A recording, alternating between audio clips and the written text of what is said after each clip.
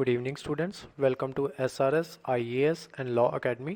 तो आज की जो हमारी क्लास है, आज का जो हमारा टॉपिक है वो है फियर ऑफ ब्लैक स्वान। ठीक है, ये हमारा जो टॉपिक है ये इकोनॉमिक्स से रिलेटेड है और एक इंसिडेंट कह लो या फिनोमेना कह लो जिसको ब्लैक स्वान के नाम से जाना जाता है, उसके बारे में है। ठीक है, तो आरबीआई ने एक रिसेंटली रिपोर्ट दी है। तो चलिए आज की क्लास हम शुरू करते हैं और देखते हैं ब्लैक स्वान इवेंट क्या है और ये किस तरीके से चर्चा में आया है।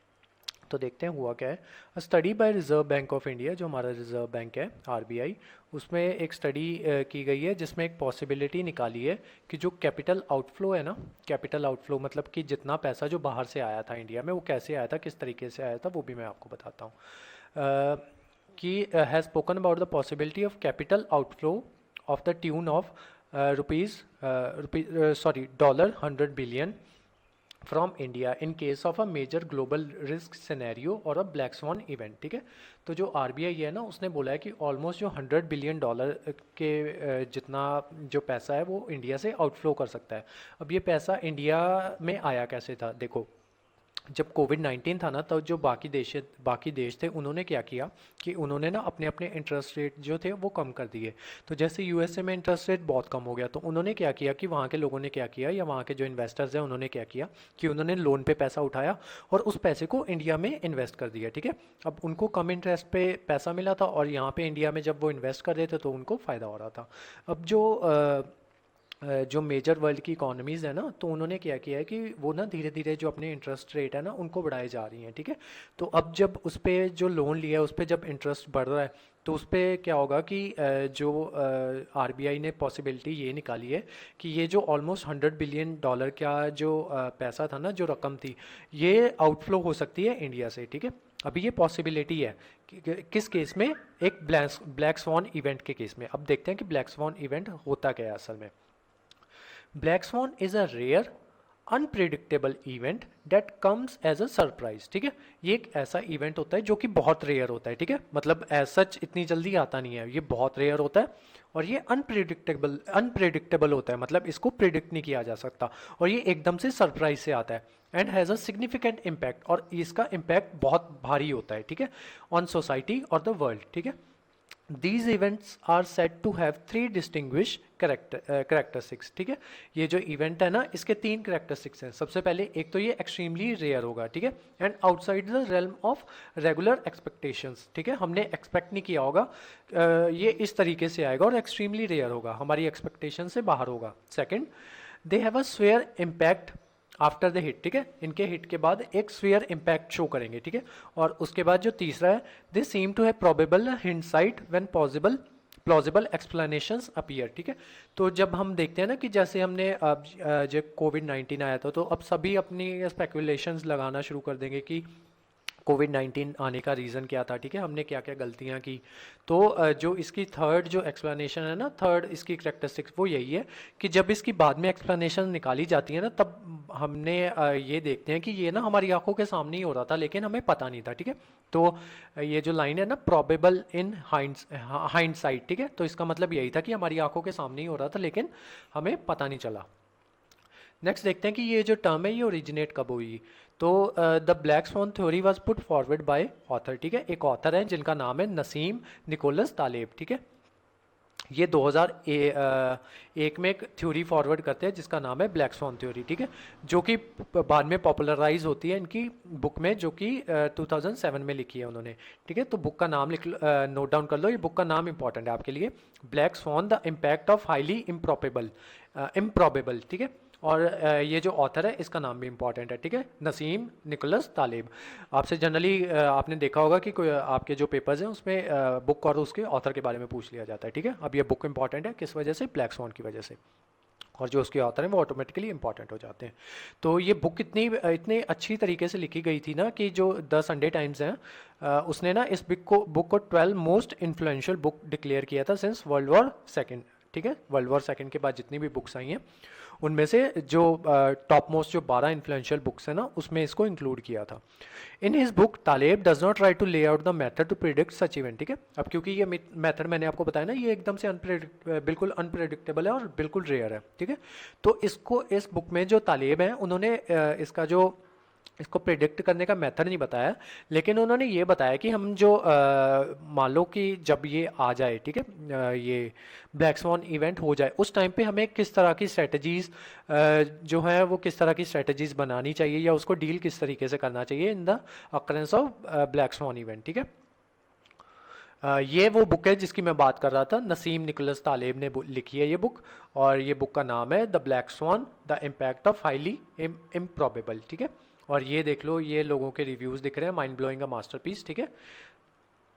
नेक्स्ट देखते हैं, the term itself is linked to the discovery of black swans, ठीक है। अब ये जो टर्म है वो किस तरीके से उसमें आती है, एग्जिस्टेंस में आती है।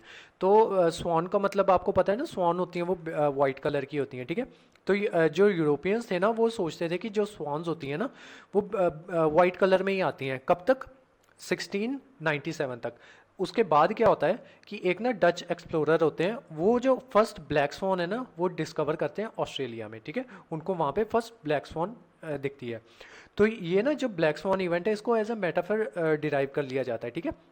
क्योंकि उससे पहले तक लोगों को लगता था कि सिर्फ वाइट स्वॉन्स ही होती हैं, उसके बाद जब एकदम से उनको दिखा कि अच्छा ब्लैक स्वॉन भी होती है, तो उसको रेयर और अनप्रिडिक्टेबल इवेंट के तौर पे उसको मेटाफर दे दिया, ठीक है, ब्लैक स्वॉन इवेंट को।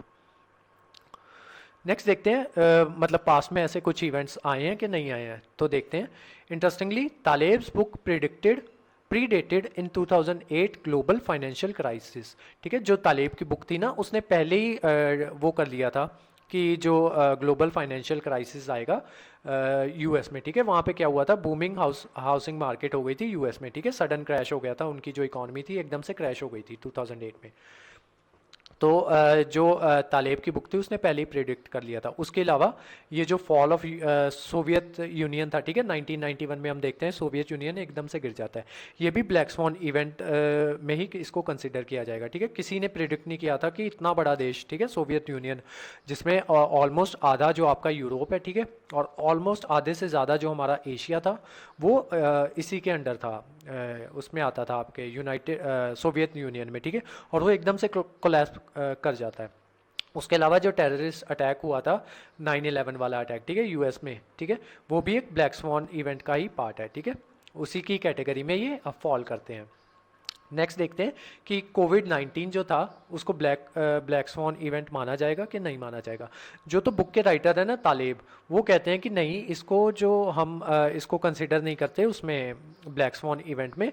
उन्होंने एक इंटरव्यू दिया था ब्लूमबर्ग में, तो 2020 में। वो कहते हैं कि ये ब्लैक स्वॉन इवेंट नहीं है, ये बल्कि एक वाइट स्वॉन इवेंट है। वो कहते हैं कि जो ये कोविड-19 था ना ये प्रिडिक्टेबल था। उसका रीज़न ये था कि आज से 100 साल पहले जब हम देख रहे थे स्पेनिश फ्लू आया था, ठीक है, और उसके अलावा और भी फ्लूज आए थे, ठीक है। तो ये उन्होंने बोला था कि हर 100 साल बाद ऐसी कोई ना कोई बीमारी आती रहती है, ठीक है।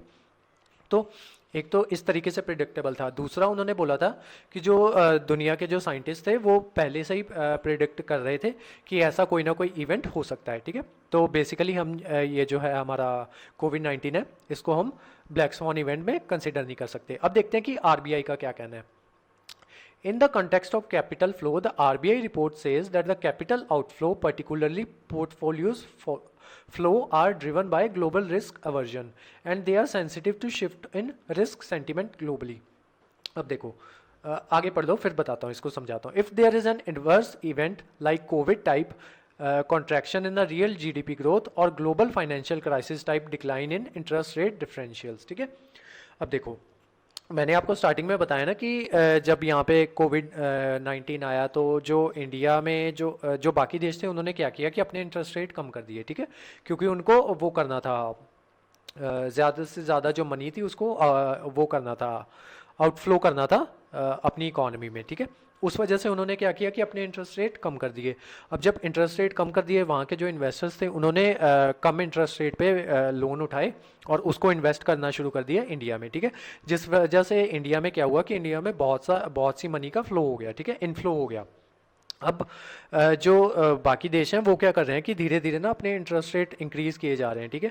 तो जो आरबीआई है उसने ये प्रिडिक्ट कर रही है, ठीक है, वो कह रही है कि ऐसी प्रोबेबिलिटी है कि एक कोई ना कोई ब्लैक स्वॉन इवेंट हो सकता है, जिस वजह से क्या हो सकता है कि एकदम से ही ये जो इन्फ्लो होगा ना, ऑलमोस्ट जब मैंने स्टार्टिंग में बताया था कि almost 100 billion, I think 100 billion ही था, तो इतना जो $100 बिलियन है, इतनी मनी का वो जो आउटफ्लो हो सकता है। अब वो जब जो दूसरी कंट्रीज़ हैं, डेवलप्ड कंट्रीज़ हैं, अब वो इंटरेस्ट रेट बढ़ा रही हैं, तो अब क्या होगा कि ये जो इन्वेस्टर्स हैं उनको लगेगा कि हमें ज़्यादा इंटरेस्ट पे करना पड़ेगा लोन के अगेंस्ट, ठीक है।